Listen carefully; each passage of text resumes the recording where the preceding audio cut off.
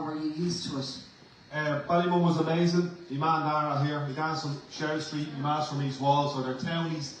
And they built Ballymun and everyone moved out to it, and it was utopia. And it was fucking deadly. One of the things, it was amazing. One of the things we realised very early in Ballymun is you couldn't get arrested for fucking burning down your own house. You could do anything. There was no coppers out there. There was one copper. Fuck, you get away with doing anything. So, you know, there was poverty. My man had people knocking on the door every couple of days going, tell your ma we're here with that little message, and it'd be a fridge or a fucking TV. And they were just the people we grew up with. There was a great community out there, and people will always say that, well, they had nothing, they had one another, and great neighbours who looked after one another. But as a child, you must have started to see the effects of heroin and the drug addicts and the users that were knocking around. We had an awful lot of alcohol. 2 pubs in Ballymun sold the most alcohol at any other pubs other than the airport pub, okay, the Towers and the Penthouse. So we had an awful lot of alcohol. And then we had heroin on top of that. And one of the reasons we had heroin in Ballymun in the 80s was because they shut down the mental health institutions like Portrane, and they decanted those tenants into places like Ballymun. So all of a sudden, you've got 500 people who were on medication in a mental health institute, and now we're giving them care in the community. So Ballymun got a high density of those, but heroin was fucking everywhere. It doesn't matter. So what my dad done when I was about 14 years of age is he gave back the house we had in Ballymun, and we went back into town where his fold was. Because all my mates were selling heroin, or my mates were 12, 13 years of age on heroin because we were getting abused by priests. So that's kind of the foundation of the community that I grew up in. That a lot, the amount of suffering there was, the amount of trauma, and everything that went with the industrial schools that came with people taking heroin, because of course they were looking for something to stop the pain. The concerned parents against drugs, and without going into the politics of what happened with it, it's amazing to see, I think, the hopes and the beliefs of a community that they can stop this, the idea that they can actually call a halt to drugs like heroin. Jess, do you remember those in your own area where you grew up, and the parents and people getting together and marching on the streets? I do. I lived in Ballymun, and then I moved to Ballyfermot when I was 7, so I suppose it was all happening. My mother's family were very heavily involved in heroin, and those marches happened on my nanny's door. So I would have remembered those things happening and the fear all around all of that, you know what I mean? A massive stigma on the family, because it wasn't just my uncle being put out, it was nearly my grandmother being put out, and there was other people in that house. And so we always visited her house on a Sunday, so it was a huge effect upon us all, do you know what I mean? We were kids, but we knew what was happening, do you know what I mean? The drugs, I was a young kid where drugs were being thrown out the bedroom window in my nanny's home, and the money was going in the letterbox, and I was that little kid that used to run up the stairs with the money to give to my uncle. Right. So when people say to me, where did your addiction start? I was 7 and 8. When, you know what I mean, when it was introduced to me. And it's totally normalised when you're a child and that's in your home. Michael, those marches and the concerned parents, and you talk about it becomes mob rule, and obviously it did, and we could see that. But in the background, you guys were working away, doing an extraordinary thing as well at the beginning of all this. The police, Ireland, wasn't ready for it. No, because nobody was ready for it. The health service wasn't ready, the communities weren't ready. Nobody knew what heroin was really coming up to about 78, 79. And then 1980, 81, it just was all over the place. So nobody was ready, and it just takes so much time for people to get processes together and get their head together and get policies together. It takes far too long, really. And so it just took off, and it was people living by the seat of their pants, communities, the health service, the social workers, probation officers, everybody was just playing catch-up and trying to learn about the problem, including the communities, And what was it that, you obviously had some sort of a belief that you could go out there, you were getting up close and personal with these people. It was dangerous what you were doing, and you were obviously not necessarily in the beginning getting the support of management. You were called the Mockies, and you were a bit, out there. And obviously you had a few near misses. I didn't realise you were quite such a have-a-go hero in your leather jacket and your denim. Looking well. But was there a particular reason that you had that desire? I mean, there was many police in the job at the time who didn't. Like, what was the drive that you and others had to go out and try and fight this? I suppose younger members of the Guards, and particularly younger members of the Guards coming from Dublin, and working with communities, realised what was needed to catch good dealers, to catch the duns and people like that. So we were closer to the ground, obviously, than management, and you can't blame management so much, although we did blame them at the time, and we were penalised for it. But the Guards are a very disciplined organisation, and there's practices and policies and processes and rules and regulations, and if it doesn't cover undercover buying, well then it's not going to happen, and it would take years between working groups for them to realise maybe we should do it. But I suppose we just hadn't got the time, or we could see the opportunity collectively. But everybody took risks, not just the muckies, but young detectives, young policemen. Policemen take risks every day of the week. And back then, did you, like the communities, believe that what you were doing was going to stop it? Did you actually think that it was going to bring it to an end? Did anybody understand the monster it was and what was coming after it? The community certainly understood the monster because they were living with it. The children were addicted, the children were dying. It was causing huge destruction, and they could see no end in it. It's like everybody, they had no faith in the government, they had no faith in the police, they had no faith in the health service. They were living with it 24/7, people injecting themselves, people selling drugs, people being beaten up, people being mugged, from Dublin, quiet-ish Dublin communities, closely knit, to see them being ravaged, and they just decided nobody cares about us. And they were right, nobody cared about us. That's the way it was. So what happened, of course, was during those years, heroin did take a grip over many, many communities, and many families are still suffering as a result of it. But you had, I suppose, back then, the parents of the first addicts were stepping in to grandparent and parent the children and all the rest of it. What we see on the screen there from the 80s, from those concerned parents, it feels as if the passion has gone nowadays in communities, or has it? Are there still people out there willing to fight the likes of this drug thing, or have we rolled over? There's nobody going to walk up to a house in Sherrill Street like you see in pictures. Like that's me and my mate standing there. Nowadays, nobody's people going have to firearms. They're just going to put a gun in front of everybody in their family's face. They're going to burn houses down. They're going to do whatever it takes. Back then, a machete was the worst thing that somebody was going to whip out with you. And when or why, Michael, did that happen? Did the confidence grow within the dealers, the gangs? How did that grow and become what it is today? Cocaine is a different market. Different market to the heroin market or to the hash market. Cocaine, well, very little cocaine around the 80s. I think in 1 year there might have been 2 grams worth of heroin seized in the entire year. Very, very few people used it. And then coming up to the mid-90s, with the event of the Celtic Tiger, the disposable income was there, and it was cool to have cocaine, and cocaine was brought in. And dealers who would never be in the heroin business, for a variety of reasons, decided they'd sell cocaine. It's quick and easy to sell. You're selling it to a huge consumer base. It's a phone call away. And guys who would be normally breaking into cars and breaking into houses rapidly went up the ranks. They were driving big cars and buying big houses in Spain. Why? Because people were buying cocaine. And cocaine is the fuel. It's the drug that fuels organised crime. And the more wealth they had, the more they needed to guard it. I suppose the power went to their head, and the more firearms they needed to protect it, and to push off rival gangs, or to shoot rival gangs.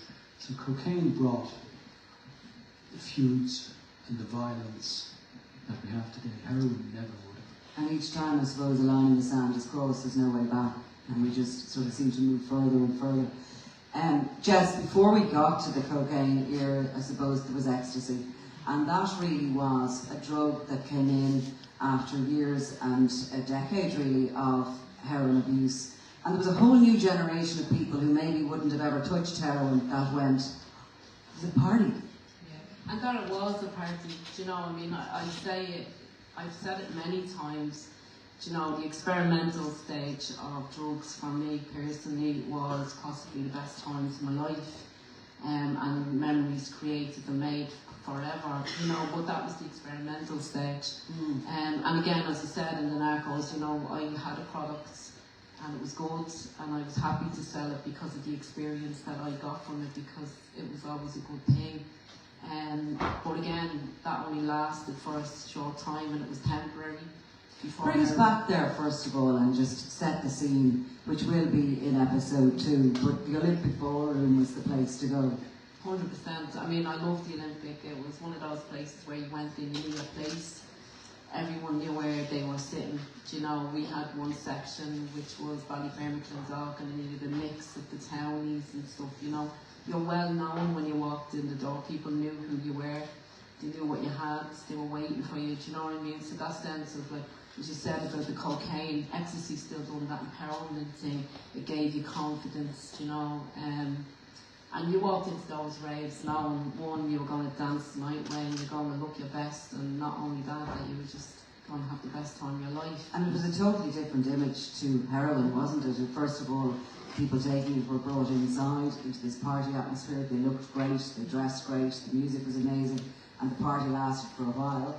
Until probably the week, until things started going wrong for some people, including myself. Well, it certainly did. I mean, for me, it was, you know, again, I'll always go back to the experimental stage. Was again the best time for me, but you know, it became problematic. It became problems started to come in, and money was owed out, debts needed to be paid, and the guards were coming in and they were dressing like us and they were looking like us, and it was very hard to outdo them all the time. You know, they were dancing beside us most night. I'm sure there's a few of them here. An interesting thing went on because, of course, when you were coming into the club selling ecstasy to a very willing crowd, you were kind of maybe gone too old to go in undercover into that, so you had to leave it to the youngers. And was it the exact same kind of a scenario that you were going in trying to identify the dealers? You were up close and personal, or certainly the younger recruits were? Very difficult. The Olympic Ballroom, you could have 600-700 people in it. It's probably only geared for about 200. When those doors would open, and you'd see people up and down Camden Street. So it was a difficult and dangerous job for the young people who went in there, young police, the women and men who went in there to try and identify the dealers. It was a thankless, difficult, dangerous job. But they had to do it, and that's what they did. And you were also missing a lot of your, because of the noise and etc. You wouldn't have been able to use any walkie-talkie radio, nothing like that. You never used walkie-talkies working undercover. Half the times they never worked, and the other times they were too big. People who worked about then. Yeah, people who worked undercover travelled like they didn't carry anything, and because it was the nature of it, the nature of the job, really. And after it was identified, the Olympic Ballroom raves were closed down, but then they kind of went underground, didn't they? As we spoke about this, you were sort of nearly marketing your own drugs because you looked the part and you had whatever to sell. Did you find that you had some independence first of all, and did you notice then some of the heavier dealers, the likes of the guys he's talking about with the guns, started realising that they were going to control you? Had you got that, or were you always remained independent when you were dealing? I definitely remained independent. I mean, with the people that I was involved with, we were in friendships, relationships with one another, and we were quite close. But I mean, all that was going on. I mean, I was in my own little world, doing my own little thing. And we moved on to other places. And then they opened, I don't know if anyone remembers, I don't think anyone in the crowd would, but there was a place called the Blue Banana up in Clondalk, and that kind of turned into a little rave then as well. But then it started to die out, but I think it died out simply because we were all experimenting different drugs at the time.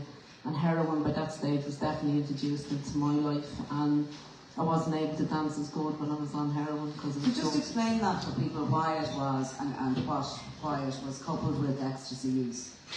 Heroin. Yeah. Well, I suppose, I mean, it was always there, heroin was always there, but I suppose the golden rule was, with the company that I kept, was you didn't touch the heroin, but it was introduced and it was starting to be sold among us. But, And it was for the come down.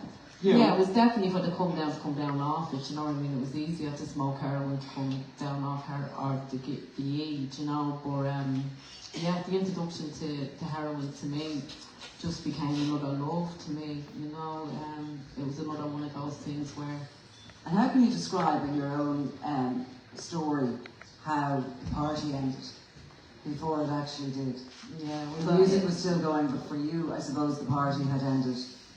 Party ended a long time ago. I was just trying to keep up with a habit by that stage. At that stage I was dependent, I was addicted, I was doing things for drugs and carrying weapons, getting myself involved in all sorts of stuff. Party was well and truly over. I was trying to survive, you know. There wasn't nothing glamorous about what I was doing by that stage. In fact, I think my charge, she was a lifeline to me. Even though I went on the run and I got heavily involved in other stuff by doing that.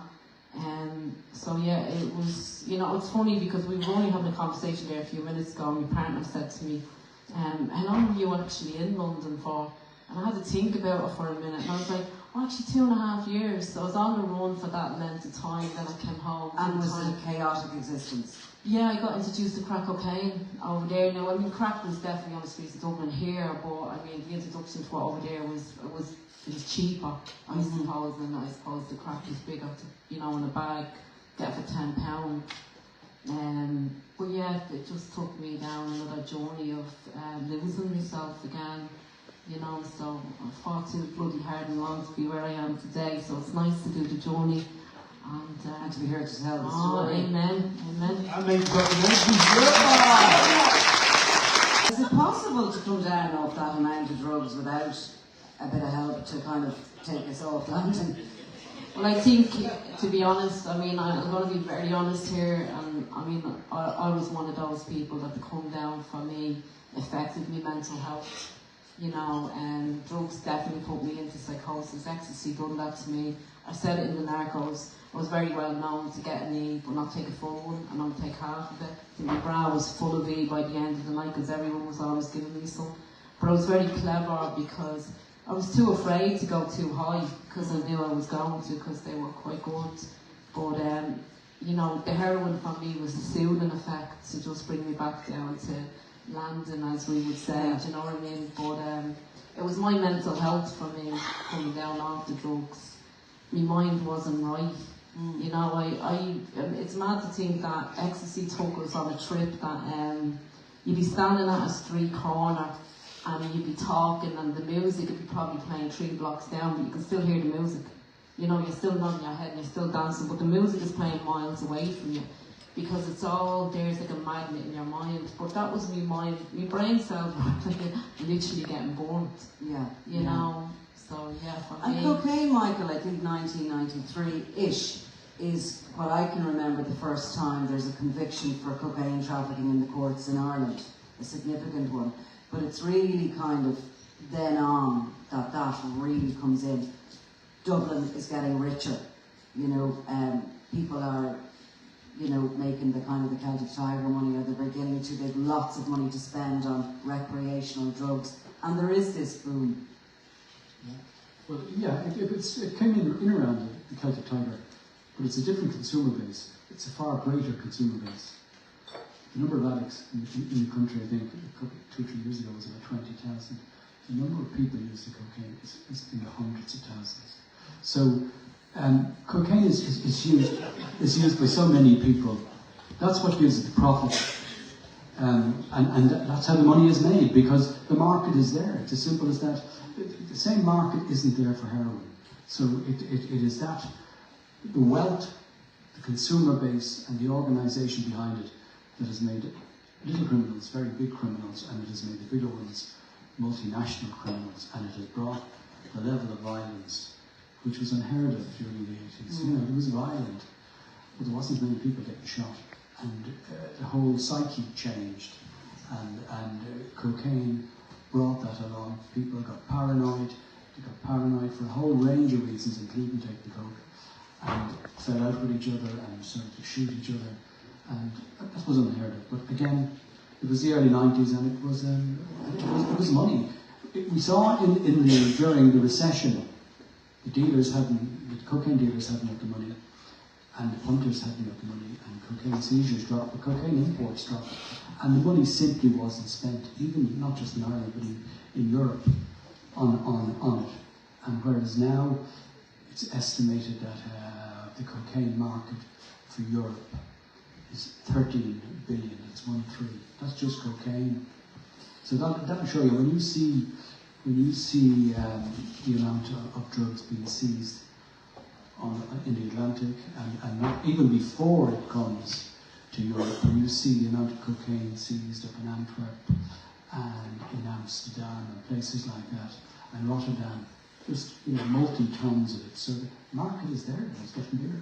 And when you talk about it, the demand following the economic trends, it's very much pointing to those recreational middle-class users who are buying it, and they're not going back to communities that are affected by it. They're able to go home after their nights out or their fun, and they're not seeing the bad. It's all classes. It's disposable income among all classes.